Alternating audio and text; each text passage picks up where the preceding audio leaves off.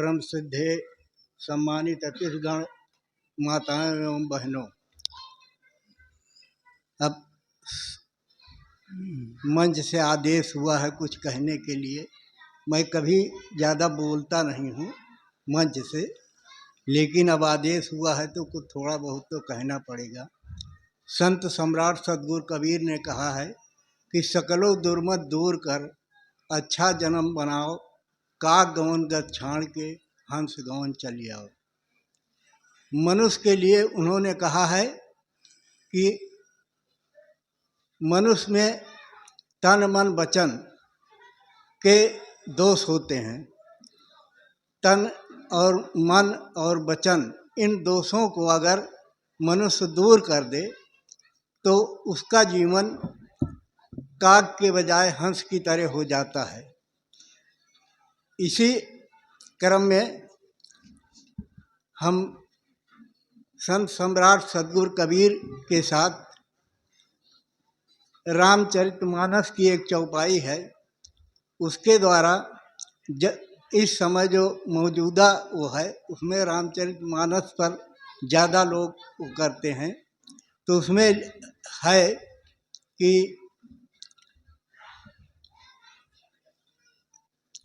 प्रात काल उठ गए रघुनाथा, मात पिता गुर नावहि माथा। जिस अच्छा ठीक है। भगवान, जिसको हम आप भगवान मानते थे, वो जब सुबह उठते थे तो प्रातः उठ कर के वो माता पिता और गुरु के चरण छूते थे। लेकिन आज मौजूदा स्थिति में हमारा कोई भी बच्चा, चाहे जितना शिक्षित हो, चाहे पढ़ा लिखा हो, लेकिन न वो अपने माता न पिता न गुरु की कभी भी पैर नहीं छूता। यहाँ तक कि स्कूल जाता है उसके पहले भी नहीं छूना चाहता है, या कहीं जाता है तो भी नहीं छूना चाहता। और बात करते हैं रामायण की और भगवान राम की। राम ने जो किया है वो करने की जरूरत है। भगवान राम ने अपने भाई के लिए राज्य छोड़ दिया, और आज हम 1 इंची जमीन अपने भाई के लिए छोड़ने के लिए तैयार नहीं, और करते हैं रामचरितमानस और भाई को निमंत्रण नहीं देते। तो ऐसा करने से क्या फायदा है? ये जो महाग्रंथ लिखे गए हैं, इनमें जो महापुरुषों का चरित्र है, उस चरित्र को करने की जरूरत है। और जब हम उस चरित्र को करेंगे नहीं, खाली पढ़ करके और सुना करके, सुन करके हम अपना कल्याण चाहेंगे तो ऐसा कभी संभव नहीं है। इसीलिए हमेशा जो भी ग्रंथ है उनमें जो महापुरुषों ने किया है उसको हमको करने की जरूरत है। और स्त्रियों के लिए लिखा है कि एते धर्म और नहीं दूजा, सादर सास ससुर पति पूजा। उसमें दूसरे की पूजा के लिए कहीं भी नहीं लिखा हुआ है।